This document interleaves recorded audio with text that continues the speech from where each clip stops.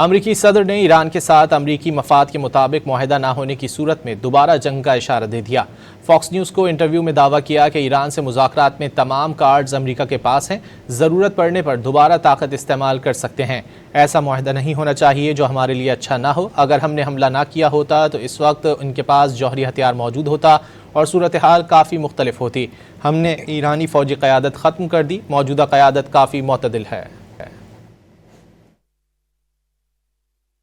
Is there a line that they would cross for you to go on the offensive again militarily? Well, a deal that wasn't going to be good for us is the line, ultimately, because, I'm playing it out and we're going to see, and that's what I do. I negotiate, they negotiate. They're very good negotiators. They're crafty. But in the end, we have all the cards. Their military, we've sort of left it alone because we think that their military is somewhat moderate. They have other people that aren't moderate. We've taken them out. We've taken different forms of leadership out. We've actually left their military alone. People would be surprised to hear that.